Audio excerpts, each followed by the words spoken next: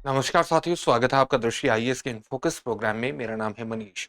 भारत में मृत्युदंड किन स्थितियों में प्रदान किया जाना चाहिए, इसको लेकर के एक विवाद लगातार बना हुआ है। रेयरेस्ट ऑफ रेयर यानी दुर्लभ से दुर्लभतम मामले क्या होते हैं, जिसमें सामान्य तौर से निर्धारित किया गया है न्यायपालिका द्वारा कि मृत्युदंड की व्यवस्था की जानी चाहिए या मृत्युदंड दिया जाना चाहिए। साथ ही रेयरेस्ट ऑफ रेयर का इवोल्यूशन यानी उद्भव किस प्रकार से हुआ था, किस केस में हुआ था, इसको लेकर के क्या दिशा निर्देश अलग अलग मामलों में सुप्रीम कोर्ट के द्वारा निर्धारित किए गए हैं, यानी कोर्ट्स के द्वारा, अदालतों के द्वारा निर्धारित किए गए हैं, और हाल ही में ये मुद्दा चर्चा में क्यों है, इन सभी पक्षों को चलिए इस वीडियो के माध्यम से जानते हैं। सबसे पहले देखते हैं कि इस पूरे टॉपिक के अंतर्गत यानी जो रेयरेस्ट ऑफ रेयर से संबंधित टॉपिक है, इसमें हम किन पक्षों पर बात करने वाले हैं। सबसे पहले देखेंगे उस खबर को जिसके कारण ये पूरा टॉपिक चर्चा में है। इसके बाद रेयरेस्ट ऑफ रेयर सिद्धांत के इवोल्यूशन, उद्भव के बारे में जानेंगे, किस प्रकार से अलग अलग दिशा निर्देश दिए गए इसको निर्धारित करने के लिए, ताकि एक सुनिश्चित परिभाषा या आप कह सकते हैं सुनिश्चित दिशा निर्देश खड़े हो जाएं कि इन मामलों को रेयरेस्ट ऑफ रेयर यानी दुर्लभ से दुर्लभतम माना जाना चाहिए और इन मामलों में जो भी आरोपी है उसको मृत्युदंड दिया जाना चाहिए। इस दिशा निर्देश के बावजूद भी या रेयरेस्ट ऑफ रेयर सिद्धांत के बावजूद भी जो हम मृत्युदंड के मामले देखते हैं उसमें न्यायिक विवेकाधिकार की शक्ति हमें देखने को मिलती है। तो ये न्यायिक विवेक क्या है, इसको भी जानने का प्रयास करेंगे और अंत में आपके लिए एक अभ्यास प्रश्न होगा जिसका उत्तर आपको कमेंट बॉक्स में कमेंट करके देना होगा। ये जो पूरा विषय है यूपीएससी की मुख्य परीक्षा के सामान्य अध्ययन प्रश्न पत्र 2 से जुड़ेगा, उसके भारतीय राज्य व्यवस्था न्यायिक संबंधी खंडों से जोड़ करके आप इसे देख सकते हैं। हम अपने प्रोग्राम में आगे बढ़े उससे पहले आप हमारे चैनल को सब्सक्राइब जरूर करिए, बेल आइकन दबाइए ताकि सभी प्रोग्राम का नोटिफिकेशन आपको मिल सके, इन प्रोग्राम से आप जुड़े, इनका लाभ उठाएं। साथ ही इन सभी प्रोग्राम की पीडीएफ फाइल आपको इन फोकस दृष्टि आईएएस के टेलीग्राम चैनल पर उपलब्ध कराई जा रही है। डिस्क्रिप्शन में दिए गए लिंक पर जाकर आप पीडीएफ फाइल डाउनलोड कर सकते हैं। तो अब उस खबर को विस्तार से जानते हैं जिसके कारण ये पूरा टॉपिक चर्चा में है। आप जानते हैं कि हाल ही में 2 न्यायिक निर्णय हमारे सामने ऐसे आए हैं जो दोनों ही आप कह सकते हैं कि हत्या के मामलों से जुड़े हुए हैं। इसमें एक कोर्ट ने एक हत्या के मामले में आरोपी को आजीवन कारावास की सजा दी, जबकि दूसरे आरोपी को जो भी हत्या का मामला जुड़ा हुआ था उसमें मृत्युदंड की सजा दी गई।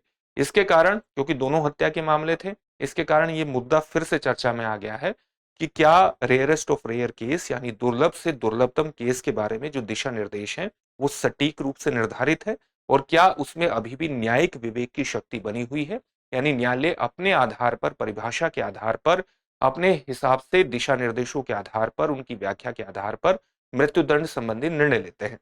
तो कौन से निर्णय थे जो हमारे सामने आते हैं हाल ही के, और जिसके आधार पर ये डिबेट दोबारा शुरू हुई है, ये विवाद दोबारा शुरू हुई है। 2024 में एक मामला लगातार चर्चा में रहा था, जो आप जानते हैं आरजी कर मेडिकल कॉलेज मामला। 9 अगस्त 2024 को एक महिला ट्रेनी डॉक्टर को आरजी कर मेडिकल कॉलेज और अस्पताल में, जो कि कोलकाता में स्थित है, बलात्कार और हत्या का सामना करना पड़ा था, उसका शिकार होना पड़ा था। इस पूरे मामले में मुख्य आरोपी संजय रॉय की फोरेंसिक प्रमाणों के आधार पर उनको दोषी ठहराया गया 20 जनवरी को दोषी ठहराए जाने पर, यानी 20 जनवरी 2025 को दोषी ठहराया गया और इनको आजीवन कारावास की सजा दी गई, क्योंकि न्यायालय का यह मानना था कि ये जो पूरा केस है ये रेयरेस्ट ऑफ रेयर यानी दुर्लभ से दुर्लभतम मामलों में नहीं आता है।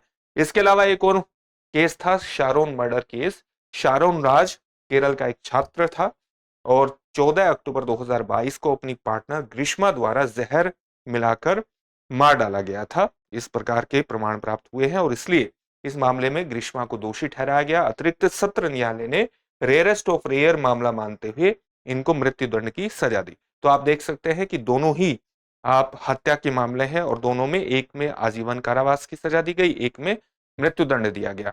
तो ये डिबेट फिर से शुरू हो गई है कि रेयरेस्ट ऑफ रेयर को किस प्रकार से निर्धारित किया जाना चाहिए और किस प्रकार से इसका इवोल्यूशन हुआ है, किस प्रकार से उद्भवित हुआ है, इससे जुड़े हुए दिशा निर्देश क्या है। तो इसका उद्भव किस प्रकार से हुआ है, दुर्लभतम और दुर्लभतम मामलों में मृत्युदंड दिए जाने का, उससे संबंधित दिशा निर्देश क्या है जो कि सुप्रीम कोर्ट द्वारा निर्धारित है, उनको जानेंगे। लेकिन उससे पहले आपके लिए एक सूचना यह है कि दृष्टि आईएएस की नोएडा शाखा में 2 महत्वपूर्ण बैच हमारे हिंदी माध्यम और इंग्लिश माध्यम के आईएएस फाउंडेशन बैच प्रारंभ हो रहे हैं। इंग्लिश माध्यम के में बैच प्रारंभ हुआ है, उसमें अभी एडमिशन ओपन है इसके अलावा हिंदी माध्यम का जो बैच है वो 21 फरवरी से शुरू होगा, जिसकी टाइमिंग होगी सुबह 11:30 बजे। इस बैचेस में एडमिशन लेने के लिए आप 8750187501 पर कॉल कर सकते हैं। इसके अलावा प्रयागराज और लखनऊ में भी हिंदी माध्यम के जीएस फाउंडेशन बैच प्रारंभ हो रहे हैं। प्रयागराज में बैच 19 फरवरी से प्रारंभ होगा, जिसका समय होगा सुबह 8 बजे, और लखनऊ में बैच 20 फरवरी से प्रारंभ होगा, जिसका समय होगा सुबह 11:30 बजे। इसके लिए भी आप 8750187501 पर कॉल कर सकते हैं, इन बैचेस में एडमिशन ले सकते हैं और सफलता की दिशा में आगे बढ़ सकते हैं। अब हम देखते हैं, और आपके लिए एक महत्वपूर्ण सूचना यह भी है कि आप जानते हैं कि 15 फरवरी 2025 से रात को 9 बजे हमारी एक महत्वपूर्ण सीरीज शुरू हुई है, यूपीएससी प्रीलिम्स पीवाईक्यूज सीरीज। इस सीरीज में हम अलग अलग खंडों के अंतर्गत पिछले 6 सालों के यानी वर्ष 2019 से वर्ष 2024 के दौरान यूपीएससी की प्रारंभिक परीक्षा में पूछे गए प्रश्नों का गहन विश्लेषण आपके सामने प्रस्तुत कर रहे हैं। यह प्रोग्राम हमारा रात को 9 बजे आ रहा है, तो 9 पीएम पर आ रहा है, तो इस प्रोग्राम को बिल्कुल भी देखना न भूलें। और इसमें आपका यूपीएससी की भाषा पर पकड़ मजबूत होने के माध्यम से उसको क्वालिफाई करने की आपकी संभावनाओं को एक विस्तार दिया जाएगा, तो इसको जरूर देखिए इस प्रोग्राम को। अब हम देखते हैं रेयरेस्ट ऑफ रेयर सिद्धांत या दुर्लभ से दुर्लभतम सिद्धांत किस प्रकार से उद्भवित हुआ था। इस सिद्धांत की उत्पत्ति से पहले एक मामला 1972 का है। सुप्रीम कोर्ट ने जगमोहन सिंह बनाम उत्तर प्रदेश राज्य पहले नहीं आएगा, उत्तर प्रदेश राज्य, जो कि 1972 का मामला है, इसमें मृत्युदंड की संवैधानिकता को सही ठहराया था, जबकि न्यायाधीशों को सजा देने का विवेकाधिकार भी दिया था। यानी न्यायाधीश किन मामलों में मृत्युदंड आरोपी को दिया जाना चाहिए, उसमें न्यायाधीशों को कुछ ना कुछ विवेकाधिकार था। वो परिस्थितियों को ध्यान में रख करके ये निर्धारित कर सकते थे कि किस मामले में आरोपी को मृत्युदंड दिया जाना चाहिए। तो लेकिन एक सुप्रीम कोर्ट में ये मामला आया था, और इसमें जो भी पक्ष था, दूसरा पक्ष था, उसका कहना यह था कि जो मृत्युदंड दिया जाता है ये वस्तुतः संविधान के आर्टिकल 14 जो कि विधि की समक्ष समानता, और आर्टिकल 19 जो कि वाक और अभिव्यक्ति की स्वतंत्रता को निर्धारित करने का प्रयास करता है, उसका उल्लंघन कर रहा है। और अगर उल्लंघन कर रहा है तो इसके लिए जरूरी है कि भारत में मृत्युदंड सही नहीं है, मृत्युदंड को हटा दिया जाना चाहिए। लेकिन सुप्रीम कोर्ट ने सीधे तौर पर कहा कि यह संवैधानिक है, किसी प्रकार से संवैधानिकता का उल्लंघन नहीं करता है, और न्यायाधीशों का इसमें कुछ ना कुछ विशेषाधिकार भी बचा रहा। इस सिद्धांत की उत्पत्ति यानी रेयरेस्ट ऑफ रेयर सिद्धांत की जो उत्पत्ति है वो 1980 के मामले में हुई, जिसको हम बच्चन सिंह बनाम पंजाब राज्य मामला के नाम से जानते हैं। यह मामला कब का है? 1980 का है। यह सिद्धांत ये कहता है कि मृत्युदंड केवल असाधारण मामलों में ही दिया जाना चाहिए। ये तो सुप्रीम कोर्ट ने निर्धारित कर दिया बच्चन सिंह बनाम पंजाब राज्य मामले में, लेकिन अभी भी सुप्रीम कोर्ट ने रेयरेस्ट ऑफ रेयर की परिभाषा नहीं दी थी, इसको परिभाषित नहीं किया था, जिससे एक अस्पष्टता उत्पन्न हुई, और अस्पष्टता होने के कारण न्यायिक विवेकाधिकार फिर से बना रहा। इस अस्पष्टता को कम करने के लिए सुप्रीम कोर्ट द्वारा एक ढांचा खड़ा किया गया। और किस मामले में ढांचा खड़ा किया गया? मच्छी सिंह बनाम पंजाब राज्य मुकदमा 1983 में। इस मामले में सुप्रीम कोर्ट ने मृत्युदंड के लिए 5 श्रेणियां निर्धारित कर दी। यानी आप रेयरेस्ट ऑफ रेयर मामला किसे मानेंगे, दुर्लभ से दुर्लभतम मामला किसे मानेंगे, इसके लिए 5 श्रेणियां निर्धारित कर दी 1983 में सुप्रीम कोर्ट ने मच्छी सिंह बनाम पंजाब राज्य मामले में। ये कौन कौन से 5 श्रेणियां थी उसमें कहा गया है? तो एक तो हत्या करने का तरीका क्या है। जब हत्या अत्यंत क्रूर और बर्बर तरीके से की जाए तो उस मामले को रेयरेस्ट ऑफ रेयर, दुर्लभ से दुर्लभतम माना जा सकता है। हत्या करने का मकसद क्या है? ये दूसरी श्रेणी थी। इसमें बताया गया कि जब हत्या पूरी तरह से पापकृत मानसिकता, डिप्रेविटी मेंटालिटी के साथ की जाती है, तब उसको रेयरेस्ट ऑफ रेयर मामला माना जा सकता है। सामाजिक रूप से घृणित प्रकृति भी इस बात को तय कर सकती है कि मामला रेयरेस्ट ऑफ रेयर है या नहीं है। ऐसे अपराध जो समाज में आक्रोश उत्पन्न करते हैं, जैसे कि अल्पसंख्यक समुदायों को अगर निशाना बना करके हत्या की जाती है, तो ऐसे मामले भी रेयरेस्ट ऑफ रेयर में आ सकते हैं। इसके अलावा अपराध का परिमाण क्या है, परिमाण भी ये निर्धारित कर सकता है, यानी उसका मैग्नीट्यूड क्या है कि कोई मामला रेयरेस्ट ऑफ रेयर में है या नहीं है।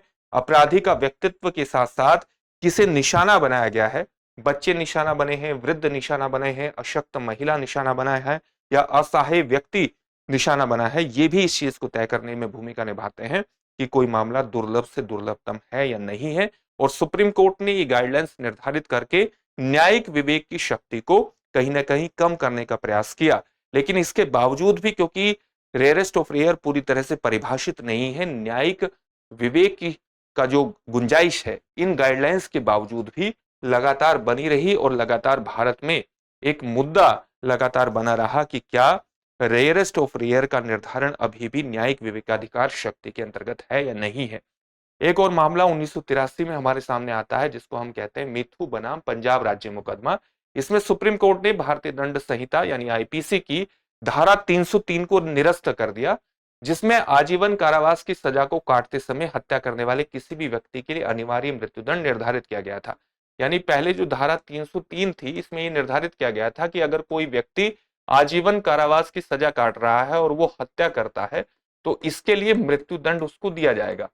यह मामला सुप्रीम कोर्ट में पहुंचा और सुप्रीम कोर्ट ने कहा कि ऐसा नहीं है, ये वस्तुतः ऐसा हो सकता है कि भारतीय संविधान के आर्टिकल 14 का सीधे तौर पर उल्लंघन कर रहा है। ऐसा भी हो सकता है कि आर्टिकल 21 का सीधे तौर पर उल्लंघन कर रहा है, क्योंकि आर्टिकल 14 विधि के समक्ष समानता स्थापित करता है और आर्टिकल 21 निर्धारित करता है कि किसी भी व्यक्ति को कानूनी प्रक्रियाओं के तहत ही उसकी व्यक्तिगत स्वतंत्रता या उसके जीवन से वंचित किया जा सकता है। यह आर्टिकल 21 में निर्धारित किया गया है। लेकिन 303 में सुप्रीम कोर्ट को यह लगा कि इनका उल्लंघन हो रहा है और इसलिए उसने 303 को क्या कर दिया, रद्द कर दिया और ये कहा कि हत्या और आजीवन कारावास से जुड़े हुए जितने भी मामले हैं, यानी जिन मामलों में हत्या मृत्युदंड निर्धारित किया जा सकता है, माफ कीजिएगा हत्या बोल दिया गया है, जो भी मामले मृत्युदंड, जिन भी मामलों में मृत्युदंड दिया जा सकता है या हत्या के लिए आजीवन कारावास दिया जा सकता है, उन मामलों का निर्धारण आईपीसी की धारा 302 के तहत ही किया जाएगा, 303 के तहत नहीं किया जाएगा। यानी 302 के तहत ही उन पर मुकदमा चलेगा और यह निर्धारित किया जाएगा कि आरोपी को आजीवन कारावास दिया जाएगा या आरोपी को मृत्युदंड दिया जाएगा। ये 302 के तहत ही तय होगा। लेकिन जो सुप्रीम कोर्ट के द्वारा गाइडलाइंस तय की गई थी, उसके बावजूद भी, क्योंकि परिभाषा स्पष्ट नहीं थी, उसके बावजूद ही रेयरेस्ट ऑफ रेयर मामलों में न्यायाधीशों को सजा देने में महत्वपूर्ण विवेकाधिकार प्रदान करती है। हाल ही में एक मुद्दा आया था सितंबर 2022 में एक बड़ी बेंच को सुप्रीम कोर्ट ने एक मामला सौंप दिया और उस मामले में सुप्रीम कोर्ट ने ये कहा कि जो शमनकारी परिस्थितियां हैं, यानी पहले से ही अगर हम कोई भी व्यक्ति जो किसी मामले में आरोपी है और ये निर्धारित हो सकता है कि आने वाले समय में इसको मृत्युदंड दिया जा सकता है, तो पहले ही बेंच उस मामले की एक अर्थपूर्ण, प्रभावी और सशक्त सुनवाई कर ले, ताकि व्यक्ति जो भी आरोपी है इस बात को उनके सामने, न्यायालय के सामने रख सके कि वे किस प्रकार की परिस्थितियां थी जिसमें वो मर्डर हुआ है, ताकि मृत्युदंड निर्धारित होने से पहले ही व्यक्ति के सामने, जब सारी सिचुएशन व्यक्ति न्यायालय के सामने रख देगा, तो एक शमनकारी परिस्थितियां यानी मिटिगेटिंग जो सर्कमस्टेंसेस हैं वो न्यायालय के सामने आ जाए, जो कि आरोपी के मृत्युदंड के कम होने की स्थिति को तय कर दे। इसका मतलब सीधे तौर पर यही है कि सुप्रीम कोर्ट यह सुनिश्चित करने पर विचार कर रहा है कि मृत्युदंड लागू करने से पहले शमनकारी परिस्थितियों को उचित रूप से ध्यान में रखा जाए। इसका मतलब यही है कि आरोपी ने किन परिस्थितियों में मर्डर किया, ये मृत्युदंड निर्धारित करने से पहले ही आरोपी न्यायालय के समक्ष प्रस्तुत कर दे कि क्या उसके सामने ऐसी भी परिस्थितियां थी कि वो मृत्युदंड से बच सकता है। और इस मामले पर सुनवाई के लिए सुप्रीम कोर्ट ने इसे एक बड़ी बेंच को सौंप दिया है सितंबर 2022 में। अभी तक इस पर फैसला आना है और ये जो निर्णय है जो सुप्रीम कोर्ट की बड़ी बेंच के सामने गया है, इस पर अगर जो भी निर्णय आएगा उसके माध्यम से न्याय तय हो सकता है कि आने वाले समय में मृत्युदंड को निर्धारण करने के संदर्भ में सुप्रीम कोर्ट के न्यायाधीश की या अन्य न्यायाधीशों की विवेकाधीन शक्तियां किस प्रकार से आगे बढ़ेंगी, या उनमें किसी प्रकार की कटौती होगी या विवेकाधीन शक्तियां नहीं होंगी। हम रेयरेस्ट ऑफ रेयर केस को पूरी तरह से परिभाषित करने में सक्षम हो जाएंगे। अब इससे जुड़ा हुआ एक प्रश्न देखते हैं। प्रश्न क्या है रेयरेस्ट ऑफ रेयर सिद्धांत की उत्पत्ति किस मामले या केस से हुई थी? आपके सामने ऑप्शन है मिथु बनाम पंजाब राज्य मामला, जगमोहन सिंह बनाम उत्तर प्रदेश राज्य मामला, बचन सिंह बनाम पंजाब राज्य मामला या मच्छी सिंह बनाम पंजाब राज्य मामला। इस प्रश्न का उत्तर आप हमें कमेंट बॉक्स में कमेंट करके जरूर दीजिए। फिर से एक नए सेशन में आपसे मुलाकात होगी। धन्यवाद।